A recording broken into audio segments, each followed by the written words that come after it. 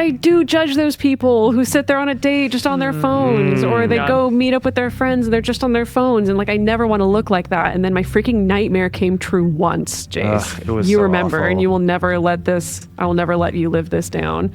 What happened? There was one time we went to dinner. Here's the thing.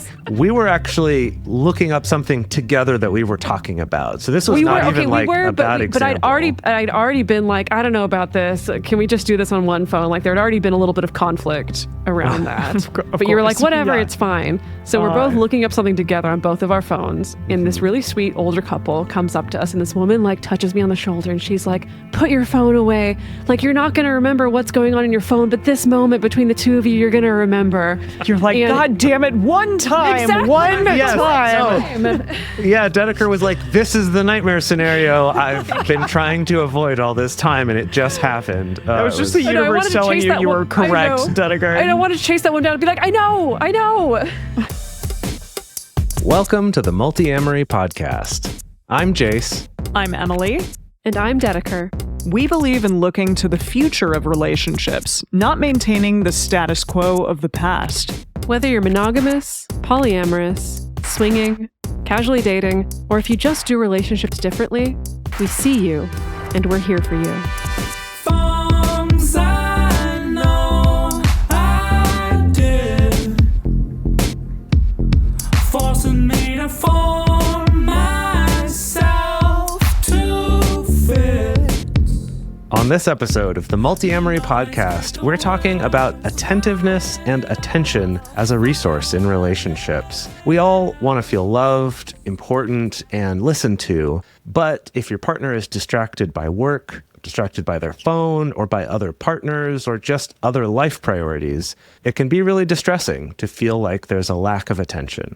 Today, we dive into why this can be so upsetting and the most important things to know about attentiveness and how to cope if you're suffering from that lack of attention.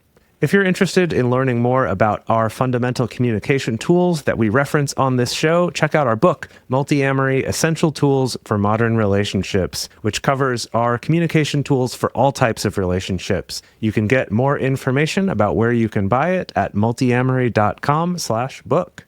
How do y'all feel like your attention span is these days? We were just talking about this yesterday, where I was saying that this week I'd been having a really hard time staying focused and feeling like I'm pulled in so many directions, even though I'm not on social media very much at all. But there's still enough different ways people can get in touch with me, multiple different email accounts, just lots of different things going on, that it's just so easy to go down all these rabbit holes and to have a hard time focusing on just one thing. Yeah, we're recording this the week that the Supercast change is occurring, and I've definitely been looking at that, like when all the emails roll in that somebody has switched over from Patreon, for example. And the phone in general, I really do have to put it like in another room when I want to get work done, because it's so easy to just pick it up and get that little bit of dopamine hit and check out what's going on Twitter or the New York Times or something like that. Yeah. Yeah, that is something I've learned about myself, that because I use a lot of like apps that really restrict my social media usage, or at least I attempt to get it to restrict my social media and YouTube and New York Times usage. And I found that even then, there's still so many ways to distract oneself from the task at hand. Yes. I feel like these days I do have to create more of a ritual in order to actually get my attention back, like throwing the phone in the garbage. And sometimes I even have to leave my house because it feels like there's too many things here that can distract. I have to go to like a third location entirely. Yeah. And often I'll distract myself from doing a task at hand by completing other smaller tasks. Oh, yeah, that's a good move. Exactly. Yes. I do that all the time. I wanted to make sure that I vacuumed today. I'm looking at my vacuum cleaner that's still out sitting over there. But I needed to do other things in order to get ready for recording today. So I don't know. It's difficult. There are so many tasks to do in such a small amount of time. And you really do have to prioritize what it is that you're going to do, because sometimes you can't get it all done. You just can't. Well, let's talk about your attention span specifically in relationships? When are the times you find it easy to give attention to a partner? When are the times that it's difficult to give attention to a partner?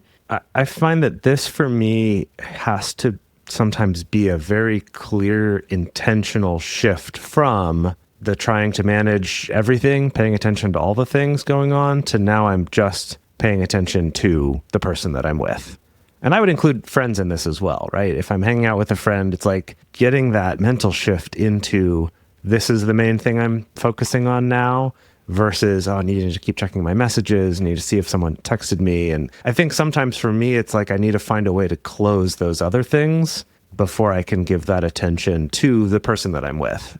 So sometimes I found it's helpful to, instead of trying to carry those things in the background or like sneak in some text, to say, hey, you know what? I actually need 10, 15 minutes. I need to resolve this conversation, or I need to send these links to someone, or let them know, hey, okay, I'm done with work for the day, or I'll get back to you tomorrow, or something like that.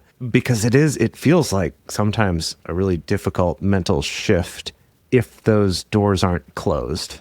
Right now, I'm only really engaging in one relationship, but when I had more than one, I did find this to be really difficult, that I would have one partner texting me when I was with another partner, and to not want to immediately talk to that partner who was texting and engage with that was really difficult. And I do think that thing that you just said, Jace, of intentionally saying either to the partner who's texting you, hey, I'm on a date right now or something, so I'll get back to you when I can, but it may take a little while, or saying to the partner that you're with, can I just take 5 minutes to quickly resolve this or quickly talk to this person, and then I'll be right back with you. It's difficult, and especially I think this can get really tricky in relationships and cause somebody to feel like they're being pushed to the wayside or left out or something along those lines. That's really hard to navigate at times. Yeah, I think that it's important to pay attention to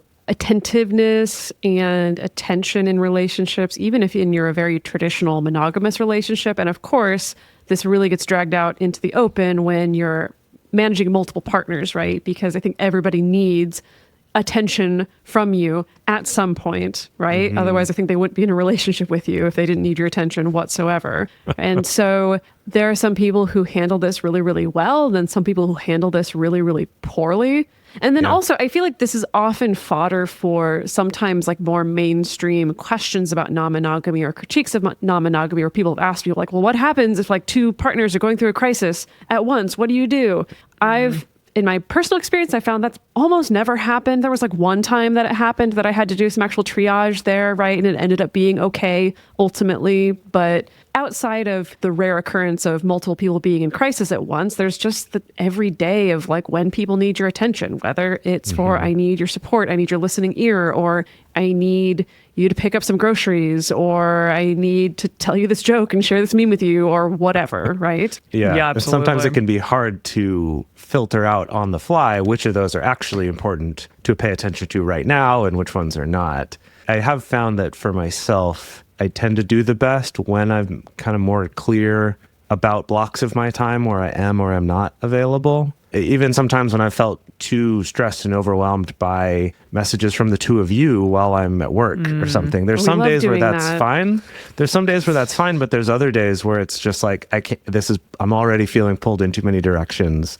Yeah. This is too much more. And so I do think there's a little bit of a like managing of expectations too, or trying to understand for yourself when you have the bandwidth to give attention and when you don't, and when you might be compromising on something else to do that. I think that can, at least for me, take a lot of time and be an ongoing process of trying to figure that out. So today we're going to dive into what attentiveness even is in relationships, what attention looks like in relationship, what a lack of attention looks like. We're going to dive into what the research says about attentiveness within relationships, and then we're going to talk about what can we do about this if this is a problem in particular. But we want to start with looking at what does attention actually look like in relationships. One of the ways that attention can manifest in a relationship is a partner taking a bid. And what I mean by that is the little things that your partner does to sort of get your attention and get you to engage with them. So that might be, hey, look at this funny meme that I just found. I'm going to send it to you and I want you to comment on it. Or look at this YouTube video, or, coming up and even like kissing you on the cheek, for instance, something along those lines that are just a small, tiny gesture or ask for attention. We talked about this in our Communication Hacks Booster Pack episode, which we recently remastered. So you can check that out, Multiamory 480. So the Gottman Institute, the Gottmans, John and Julie, are the ones who coined this term. And they found that the healthiest and happiest relationships were those that took their partner's bids about 80% of the time. So that's pretty high. It's not 100% of the time because, of course, you're going to be in a situation where you just can't quite engage all the time. Absolutely. Or where you just don't even notice that a bid is happening. I think that occurs sometimes just because you're distracted, you're in your own world, you're dealing with something at work, and so therefore you can't necessarily take the bid at that time. But if you're doing it about 80% of the time, then you're probably in a pretty healthy, happy relationship. Yeah, I think that just learning about bids and understanding that they exist and that they're really meaningful is something that has very much changed the way I respond to those little things from friends and family as well as partners, of realizing, hey, this is actually an important way for me to show that I care. And also realizing if one is not being received that I've offered, kind of understanding, hey, maybe this is a conversation that I should have with this person because they're missing this. And maybe they don't know, because I didn't know before I learned about it either, that this is really important. Attention in a relationship also looks like responsiveness.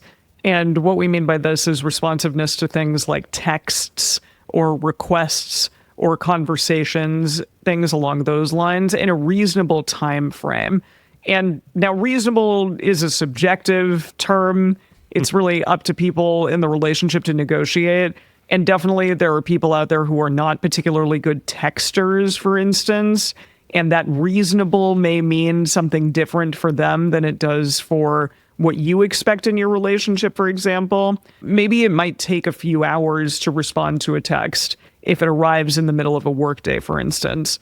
One of my partners is a bartender, and I know because I work at the same restaurant that he bartends at, it's super duper busy sometimes, and that means that he's not going to be able to respond if I text him in the middle of that. That makes sense to me, and I know that circumstance is going to cause a person to not necessarily be able to text back right away, and that's okay. But if it's an entire day, that might be a little weird. What happened here? Did you not receive the text? Did the fact that you're on an Android and I'm on an iPhone screw something up? What's going on here? It does happen. It does. Yeah. My mom and I were just talking about that this weekend, where she had sent me some messages that I never got because she's on an iPhone and it's sent to the wrong place. We live in different countries now. It's happening more often recently. I don't know. Hopefully those EU lawsuits forcing Apple to open up their messaging platform comes through, and then we all don't have to have this problem all the time. But love that. I digress. So another piece of this is your partner paying attention to you when they're with you, when you're talking to them? So cues that a partner is listening to you, normally we think of this as being eye contact, though this might not be true for everyone.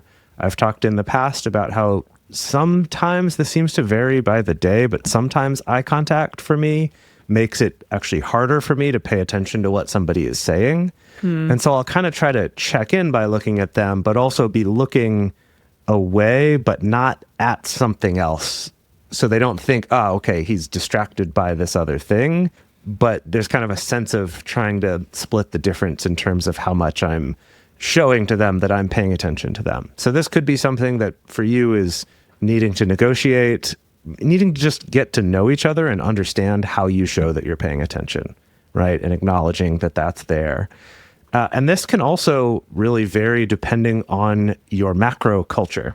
So the classic example of this is the Japanese aizuchi. And what this is the little sounds that you make or little things that you say while somebody else is talking to show that you're paying attention. So our kind of version of that in English is while someone's talking, they're like, whoa, yeah, no way, yeah. It's all those little things to show you're paying attention.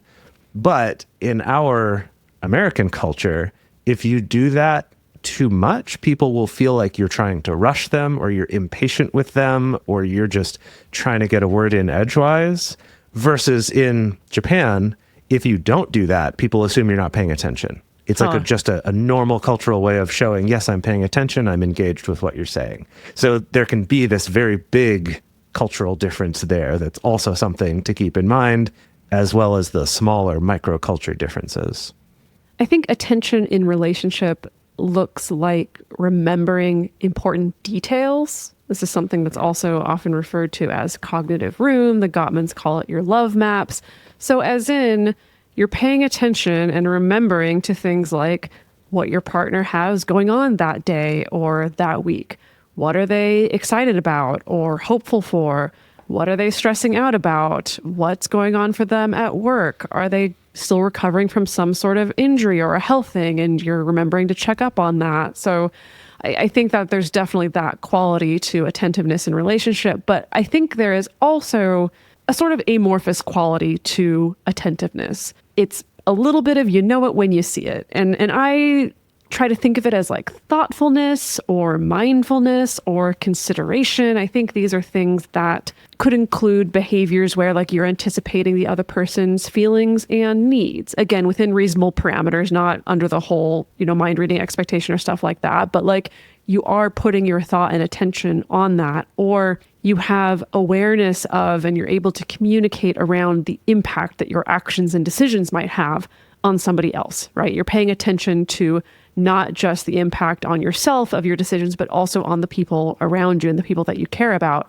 I think this includes things like the ability to communicate when your attention is not going to be immediately available. This idea of being able to tell someone, hey, I'm about to head out the door right now to meet up with my date, but I'm going to call you once I'm back home tonight.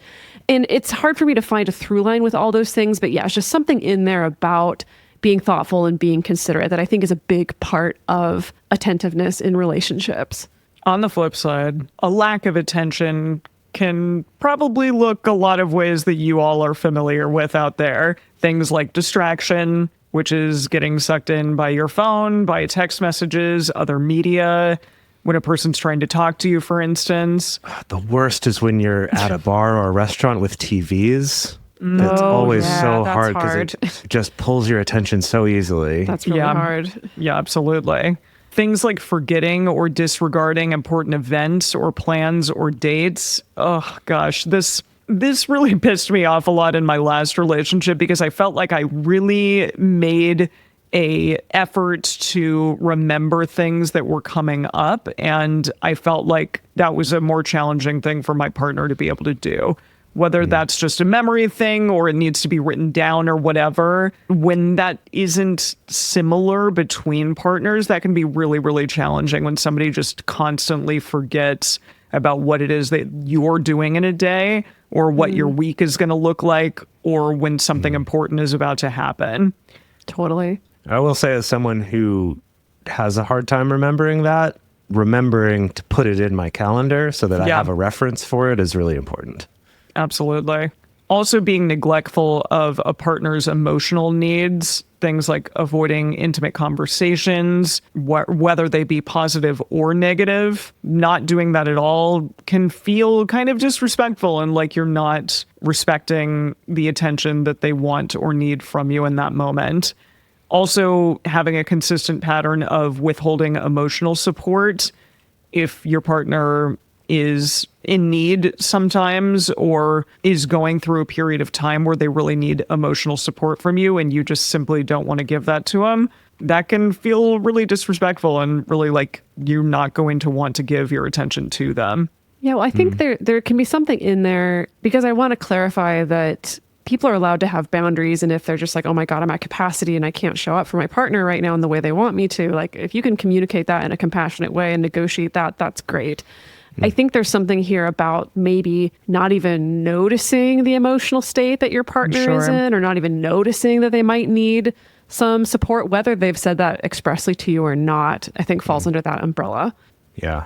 And also having a consistent pattern of prioritizing other plans or other people or events over that relationship, that can be really, really difficult and feel like your attention is completely on someone or something else and not on the relationship. Yeah. Also, poor communication and meta communication in terms of the quality of the communication. So this could be a lack of responsiveness without explaining why, right? Where normally you're responding quickly and then suddenly you just drop off the face of the planet for a couple days and then get back to someone. Maybe there was a good reason for it, but if you didn't communicate about the fact that, you were going to be somewhere without reception or you're going to be with your family and less responsive or something like that, that can feel shitty for that other person because it's like suddenly your behavior's changed and I don't know why. It's just this keeping your partner in the dark about what's going on with you. And I'd say another one is kind of like Dedeker was talking about with holding mental room for information about someone else.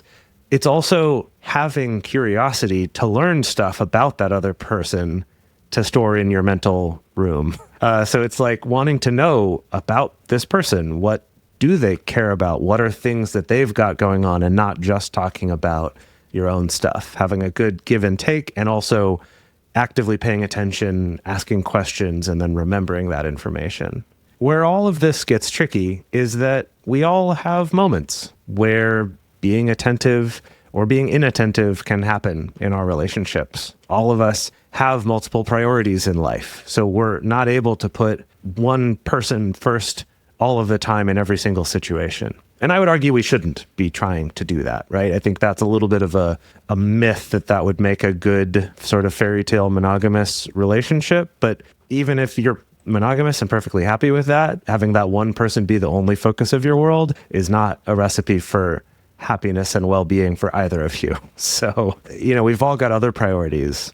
And then if we add in non-monogamy and polyamory, this can get complicated where we now have multiple people who may become a priority. Someone might feel more, I guess we'll say, spicy, but not in a sexy way.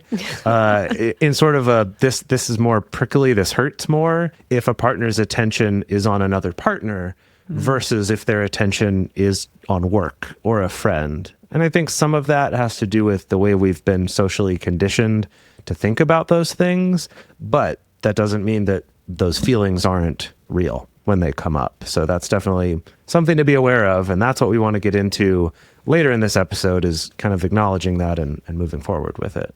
So right now we're going to go through some research that Dedeker is going to present to us about attention and why this is so important. But first, we're going to take a quick break for some sponsors of this show.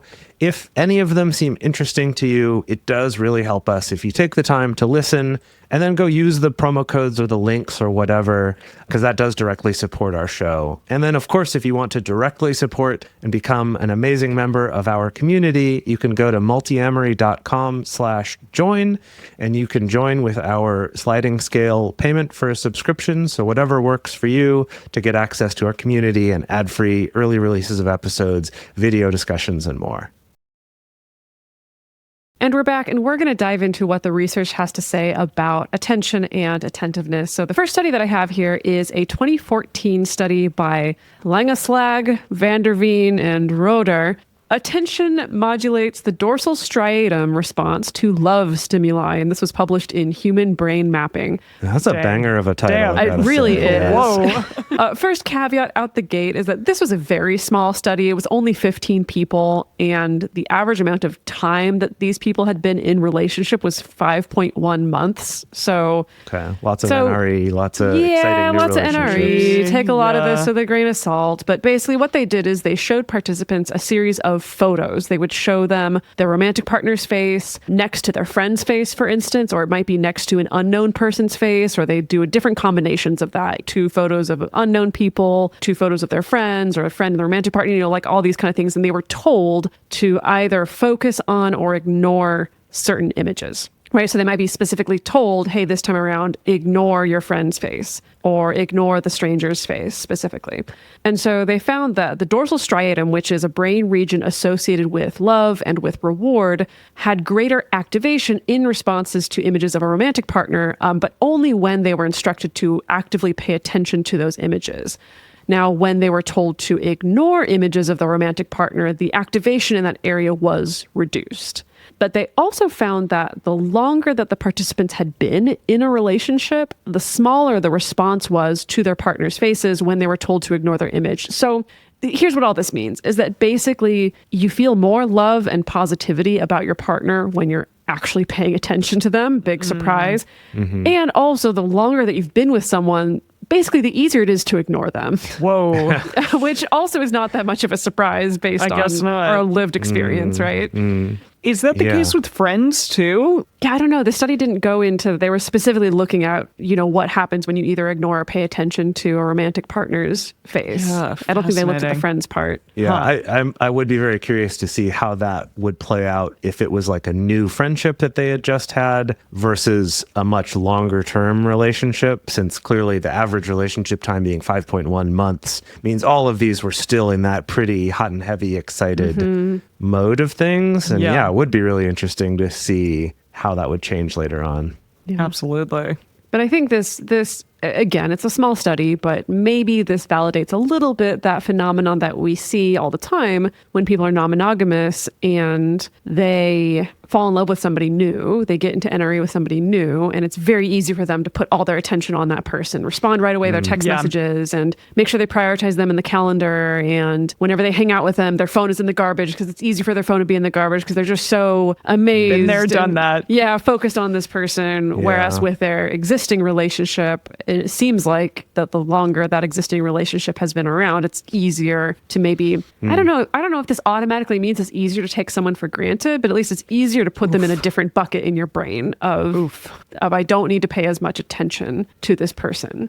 Maybe another way to look at this, because they talked about the reduced activity in that part of the brain when actively not paying attention to the romantic partner, again, with this new exciting romantic partner, and that there was less decrease when told to not pay attention to a friend or to a longer term relationship. Also makes me feel like there's that I'm with one partner and my new shiny partner is texting me, that choosing to ignore them is harder. So maybe thinking of it less of like, it's easier to ignore an existing partner or a friend, thinking more like, what if that's normal?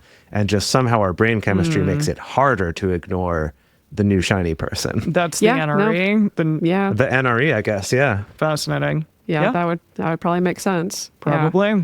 So I think that this episode would not be complete if we weren't also discussing phone usage, because I think that's why attention span is such a hot topic these days, is because we're all wringing our hands about, oh my God, all of us are addicted to our phones and it's so easy to get distracted. And oh no, is my attention span ever going to come back, right? And so of course there's 6 kajillion studies that find that being distracted by your phone in the presence of a partner has a negative effect. I think that's probably fairly obvious. However, I chose to highlight this one in particular because I think it had the best title. So this is a 2016 study published by Roberts and David. My life has become a major distraction from my cell phone. Partner phubbing and relationship satisfaction among romantic partners. And that was published in Computers in Human Behavior. I love it. Amazing. Yes. It cuts a little close to home. Yeah. Yikes. Now, so there's this term floating around. I'm sorry, I didn't do the research to figure out who coined this term. Sorry to whoever you are, but phubbing, this idea of phone snubbing, this idea that if you're with a loved one, you tune out and you're on your phone. Or maybe you both tune out and you're on your phones. So in this particular study, researchers developed a 9-item scale for specifically measuring what they called phubbing or partner phubbing, like partner-specific phubbing. Now, some examples from this scale include things like during a typical mealtime that my partner and I spend together, my partner pulls out and checks his or her phone. My partner places their phone where they can see it when we're together. When my partner's cell phone rings or beeps, they pull it out, even if we're in the middle of a conversation. During leisure time that my partner and I are able to spend together, my partner uses their phone. If there's a lull in our conversation, my partner will check his or her phone. So stuff like that. Now, what they found is that phubbing doesn't directly cause lower relationship satisfaction. Instead, they found it causes more conflicts about phone use. And it's then these conflicts that then reduce relationship satisfaction.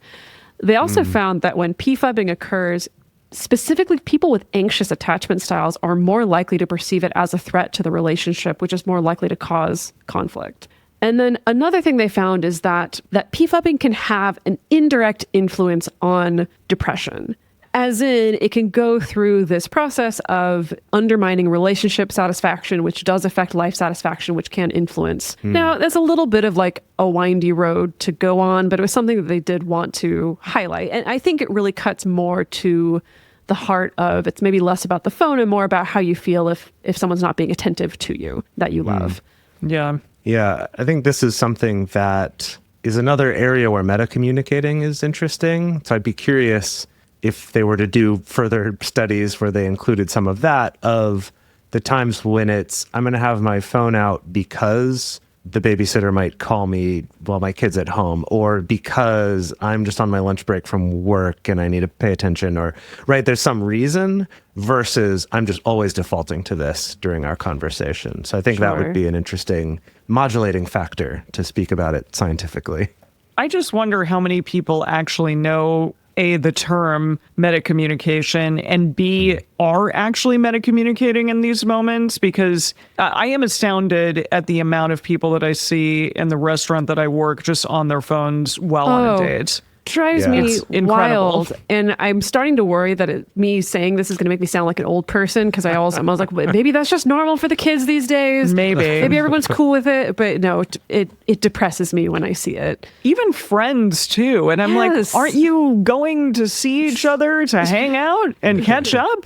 And yet you're sitting there on your phones. It is strange to me, but I love that idea, Jace. I just don't know how realistic it is. Well, and then there's another complicating factor here, right? Is that the phone can represent many, many things. It's not always, I'm bored, and so I'm going to endlessly scroll on something to distract myself. It can represent something very functional, like you're saying, of I actually need to pay attention in case the babysitter calls. For a lot of people who are non-monogamous, the phone represents another partner. Yeah. And then it becomes a little bit tricky. It can't be quite as easy as, I'll just throw my phone in the garbage and it'll be okay. And it's also not quite as easy as, like, I need to be glued to my phone the entire time in order to maintain a relationship with this person. There does need to be a lot of that meta-communication and negotiation, which we'll get into later in the last part of this episode. But any guesses about why this behavior is upsetting? Why we get so upset when we feel like someone's not paying attention to us, or they're phubbing us? Because it feels like they don't care about us. Yeah. Yeah, I feel like it would really trigger that fear of abandonment of like, this person's not paying attention to me. I'm clearly not important to them. So I can probably get tossed to the curb more easily. Sure. Yes. Yeah. And it is interesting that I do think our phones specifically, it's like it offers more of these small opportunities to send that message sometimes, to sprinkle in, I think, these tiny little failed bids for connection as opposed to like kind of the big catastrophic ones. And I do think those things build up over time. Yeah, I think you're absolutely right. I think I just want to throw out there, in terms of the meta-communication, my partner is really good at this. He has to send a bar report every single evening at the end of work. And he's always like, let me do this real quick so that I can be with you and present with you. But I got to take 5 minutes to do this. And that alone, I mean, that's all that you need, everyone. Just meta-communicate, like Jay says. So the reason why this behavior can be so upsetting is because perceived responsiveness is a key factor in establishing feelings of relationship security. So I found this term, perceived responsiveness, used in this 2023 literature review by Arikan, Dink, and Gable titled Responsiveness in Romantic Partners Interactions. This was published in Current Opinion in Psychology. Now, I just copy and pasted the abstract here because I think it sums it all up pretty nicely. So I'm going to read the abstract of this literature review to you. Close relationships, such as romantic partner dyads, involve numerous social exchanges in myriad contexts. During these exchanges, when one of the interaction partners discloses information, the other partner typically communicates a response. The discloser then evaluates the extent to which that response conveys that the responder understood their thoughts, goals, and needs, validated their position, and cared for their well-being. The degree to which the disclosure believes that the partner showed this understanding, validation, and caring is known as perceived responsiveness. Perceived responsiveness has long been viewed as a fundamental construct in the development and maintenance of intimacy in romantic relationships. Perceived responsiveness is a common currency that lies at the heart of interactions across multiple contexts, such as social support, gratitude, and what they call capitalization interactions, which I thought was sort of a funny turn of phrase, but they're referring that to when you share good things with a partner, not just negative things. Like when you're sharing a victory or something really good that happened in your day and you want to share that joy with them. Wow. That also, that responsiveness is important there too. Yeah. It just makes me think of old-timey, positively capital old It's chap. capital. Yeah. That's a good tip. Yeah. That if you don't know what to say when your partner shares something good, reach for the capitalization, Yeah. Capital. That was a capital interaction you just shared with me. So in the literature review, they found that higher levels of perceived partner responsiveness are associated with lower levels of partner-specific attachment anxiety and also partner-specific avoidance, which is interesting. This effect is especially pronounced for individuals who are generally insecure in their attachments. When you're insecure and you feel like there's more responsiveness, it tends to help. Perceived partner responsiveness increases trust between romantic partners, and then that trust leads to higher commitment to the relationship. People who have higher commitment in their relationships in turn tend to display more responsive behaviors, which creates what they called a mutual cyclical growth process. That how this security kind of feeds into itself in this way, that you create that commitment, which creates more security, which means you're more likely to be responsive, which creates even more security. This is really fascinating, and I agree with it pretty much completely. However, if you are a person who has more of an anxious attachment style, how much do you need to be working on that in order to lower your anxiety about whether or not this person is going to abandon you because of what it is that they are doing in terms of these responses? I guess I just, I agree that a lot of this is part of the potential issue, that responsiveness does often mean certain things to people, and that if they're not getting it in the way that they want, it can mean, oh shit, I'm going to be left. And I have been there. Oh my gosh. But part of me also realizes that that's my own work, and that I have to look at the facts of the full situation, not just the specific moment of responsiveness or not. So I guess I question that a little bit here. Yeah, I mean, it's making me think of times where I've been with someone like a friend or a romantic partner, or actually family members do this to me fairly often too, where we'll be having a conversation and you'll have that drop where maybe you've been going back and forth and then you're saying something and then there's kind of that pause where they've clearly checked out. Maybe they had to look at their phone. Maybe something came up that distracted them. And it is that kind of, there's a little bit of a sinking feeling that I think just happens naturally. But then I've noticed that there are times where I'm able to kind of see it, and I'll sort of inwardly roll my eyes a little bit and be like, okay, this person's clearly not doing a good job of managing their attention. So maybe I'll even offer do you need to take some time to take care of that or whatever? But then I can think back to times, particularly in romantic relationships, where maybe things were where I was feeling a lot more insecurity or struggling more. And then it's harder to kind of have that, okay, take care of your thing. And instead it's more builds up in this, okay, now I'm mad about this, I'm upset about this. Exactly. I think it's that difference between sometimes the leeway and understanding that we give friends and other people in our lives that are not our romantic partners, and that our romantic partners have to be this perfect entity that will always respond to us in the way that we want them to. And it's just not feasible. It's not going to happen. And so even if, ideally, if they're doing it that 80% of the time, I think then, you can hopefully feel pretty secure in that attachment, but it's probably not going to happen 100% of the time. And part of that is your own shit to deal with and work on and be understanding in the moment. Well, yeah, I think with so many things in life and in relationships, it is figuring out what's actually reasonable, Yeah. What's just my anxiety talking or my past trauma talking or something like that? And that takes work to sort out. And I think like the two of you have been sharing that it can depend on, is there a built up well in this relationship already of a certain amount of security, right? Of like, yeah, I know this person responds to me most of the time. And so that means that this one time when they're slightly less responsive or slightly less attentive, it's easier for me to let it go because ultimately I know I feel held and understood and supported and things like that. Versus if you're in a relationship where that feels more inconsistent. Sure. And if you've done the work to work through, maybe it's not your own anxiety or it's not your own trauma or stuff like that, like that's also important to pay attention to, I think. I don't know. Yeah. It all gets tangled up in each other, and it does take does. work to disentangle it. I mean, and that's the beauty of relationships too, right? Is that it is about our own stuff as well as our together stuff, right? So there's always going to be Let's together stuff. Yes. let's together pay attention to each other. Yep. So we're going to go on to looking at some of the tools we've talked about and how we can implement these with this research in mind to have better attention in our relationships. But again, we're going to take a quick moment to talk about a couple sponsors. If they're interesting, use the promo codes and links, really. That's the best way you can support this show. Unless you want to really directly support this show by becoming one of our subscribers at multiamory.com/join.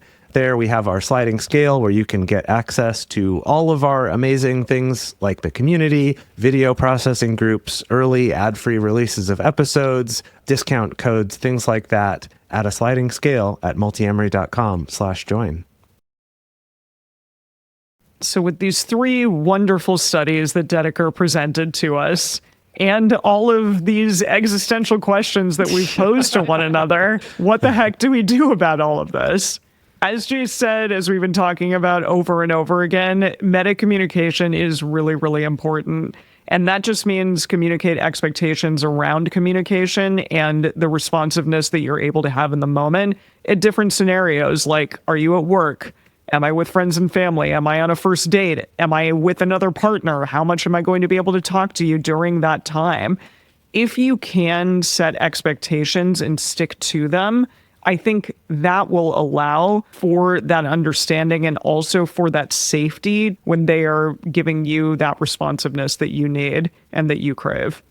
I think that this is something I was thinking about during that last study we talked about kind of paying attention to a partner and them feeling like I've not only been heard, but also understood to a certain extent. That one of our meta communication tools that we've talked about many times is the Triforce of communication. And that's something that if you don't know about it, you can go check out. It's in one of our first 9 episodes, as well as a whole chapter in our book.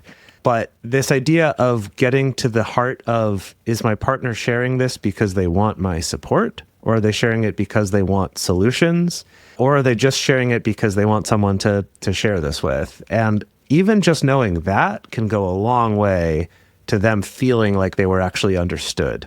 If it's like that first basic level of, did you give me advice when that wasn't what I was looking for? And now I feel like I wasn't understood, even if all of the intentions all around were good. Or they're looking for solutions and you're just like, yeah, that seems hard. To them, it can feel like you're not really there with them. You're not really understanding what they're going for. So that's a good example of how a quick meta communication can bring you a lot further toward that understanding and, not only hearing each other, but understanding the meaning behind it.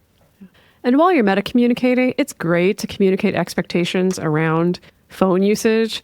Now, Jace, you and I are mostly aligned on this, but there's definitely some places where we're not aligned on this. Like it drives me nuts. If either of us are on our phones during like watching a film or something. I feel like you're much more comfortable with that. We call these the IMDb checkup fights, or sorry, the IMDb lookup fights. Because Jace always wants to look up everybody on IMDb. Yeah, I want to look up the actors. You're like, where do I know them from? What is that? And I also don't. I'm like, don't do that. Yeah. I have a very silly personal rule whenever going out to dinner, which is that there can only be one phone active at one time. It's almost a little bit like there's an improv game like this, sort of like that sit, stand, lie down improv game where basically like if I pull out my phone to look at something and then if Jace also pulls out his phone, I immediately put my phone away. It doesn't matter if I was in the middle of something or not, because I'm just like, I don't want to be that couple. This is like a physical microscript. Yes, exactly. Yeah. You do get annoyed with me sometimes. I do, but it does help that I know that that's the rule. Like, so at least I understand the internal logic to it. So if I'll see you, I'll sometimes have that urge to pull out my phone and I'll kind of pull it out, but then just set it down and be like, nope, never mind. She's looking something up. Well, here's the deal though, is that because I do judge those people who sit there on a date just on their phones, or they go meet up with their friends and they're just on their phones. And like, I never want to look like that. And then my freaking nightmare came true once, Jace. It was you so remember, awful. and you will never let this, I will never let you live this down. What happens? There was one time we went to dinner and God forbid. I think Here's the thing. We were actually looking up something together that we were talking about. So this was a bad example. But I'd already been like, I don't know about this. Can we just do this on one phone? Like, there'd already been a little bit of conflict around that. But you were like, whatever, it's fine. So we're both looking up something together on both of our phones. And this really sweet older couple comes up to us, and this woman like touches me on the shoulder, and she's like, put your phone away. Like, you're not going to remember what's going on in your phone, but this moment between the two of you, you're going to remember. You're like, God damn it, one time. Exactly. One Yes. time. Yeah, Dedeker was like, this is the nightmare scenario I've been trying to avoid all this time, and it just happened. That was just the I wanted universe to telling chase you that you one- were correct, I know. Dedeker. I don't want to chase that one down and be like, I know. Amazing. Anyway, don't be like me. Or And do be like everyone- you. Yes, don't be like me in that moment. Do be like one me time. all other times. Just one time. What I want to highlight here is that this is a negotiation in every relationship. So sure, I have my one phone active at a time rule, but that may not be the correct rule or guideline for you to follow. I have my own agreements and ways that I like to conduct myself as far as communicating with other partners when I'm in the presence of a partner and stuff that I've negotiated with people. But what I've decided, or any of the three of us have decided, is not necessarily what's going to be right for you. So this is a negotiation that's going to happen in every relationship. It's something that the people in the relationship need to figure out and experiment with over time. So please, especially as you're in the process of negotiating this with a partner, avoid casting your communication preferences as correct, like I just did just now, and the other person says incorrect, if you want to be able to have a good discussion. Yeah. If you don't care and you just want to assert your dominance, then you can be like Dedeker. And in your later life, if you really want to make people feel bad, go and like interrupt people in the restaurant on their dates and give them pithy wisdom about how to be present. Oh, goodness. Okay, moving on to another piece we talked about was bids, and taking bids, ideally wanting to be taking and having your bids received and taken 80% of the time. So once you're aware of this, which you are now because you've listened to this episode, to just acknowledge that and try to err on the side of taking the bid, because more often taking it is going to be worth it in terms of your happiness and well-being. And it can be such a small thing from you, but can make a really big difference in total in your relationship. So if someone sends you a song or an article or a video or a meme, engage with it and respond. If they send you a bunch of those in a row, or they send them to you like really long New York Times articles, like Dedeker sends me sometimes when I don't have time to read them, then go back to the previous step about meta communicating and just saying like, hey, that sounds really interesting. I can't look at it right now, but just acknowledging it, right? Turning toward the other person is the way the Gottmans describe it. I'd say another thing to put here is that when it comes to not completely accepting a bid, there's also a middle ground there. There's the kind of anti-bid, right? Of say someone, your partner comes up and is like being a little bit cuddly or affectionate, turning toward them and hugging them back or kissing them back would be taking the bid. Saying like, get off of me is like fully opposed to the bid. But there's also a middle ground of like a quick hug and it's like, hey, just give me a second. I need to pay attention to this thing, where you're kind of acknowledging like, I'm not fully taking the bid, but I'm at least not making you feel like I ignored your bid or completely didn't want it. So there's room in there for a little bit of flexibility. It's not like, I just have to always do anything my partner asks me to do. And then go out of your way to communicate your attention when you are paying attention. So this may depend on the scenario, but it could involve physically putting your phone away, angling your body towards the other person. I know this is always what Dedeker wants from me when she comes into my office. She wants me to turn my chair away from my computer screen to look at her. I have to specifically ask for your eyeballs. I have to be like, can I please have your eyeballs? Thank you. And sometimes then it's like, okay, I know she wants my eyeballs, and I'll say, let me finish this email and press send. It pops them right out. And then you throw them at her. Yes. Finally, what I've always wanted. Yeah. And all of this, we're bringing this up because it's a little silly, but they're examples of we need to communicate explicitly about it sometimes and kind of say, hey, give me a second to finish this thing first, and then I want to pay attention to you. Or for me realizing, okay, it's worth it to turn my chair so she feels heard and feels like I'm paying attention to her and like gets that physical sensation, even if I want to say, oh yeah, I can pay attention to you while I'm looking at these other things. You can create rituals with your partner, big or small, something like always texting good night or good morning, or letting a person know when you got off of work or that you got home safe, something along those lines, having a regular date time, things like that. Just little rituals that make sure that both of you know, okay, we're setting up an intentional time to communicate, to check in with one another, to be there for one another and show each other that we care. That can really go a very long way towards turning towards your partner, like we've been talking about, and showing them that you're there for them. In addition to doing more regular and more thorough relationship check-ins or radars, also more frequent small check-ins or temperature checks can be helpful too. So asking someone, what's on your plate today, which is always what I ask Jace, basically like first thing in the morning or maybe last thing at night before you go to sleep. And sometimes it's an effective question, sometimes not. Or asking, how are you feeling about this week? Or is there any way I can make your life easier this week? Or, oh, I know you have a hard day at work coming up today. How can I support you in that? It doesn't take very much time and can really go a long way to really inject more of that sense of attentiveness. Also, if you are a hinge, meaning that you're someone who has, let's say, two different partners who don't have a direct relationship with each other, we call that the hinge, work on having good hinge skills. So this comes up with the stuff we talked about, right? Of when are you responding to one person when you're with another? How do you want to manage that? How do you want to communicate that? How do you want to make sure everyone feels important to you? And so one thing you could do is check out our episode 334, What Makes a Good Hinge? And there are also many resources out there, podcasts and other books that talk about being a hinge or maybe looking up some blogs about it. And so many polyamory issues and challenges come from someone not hinging to their highest potential, not being the best hinge they can be. And it can be a challenging place to be in and to do it well, but it's worth developing those skills because it really can go a long way to your polyamorous relationships being a lot happier. A last little takeaway here is to remember that not everyone needs to feel like they're the number one person in another person's life all of the time.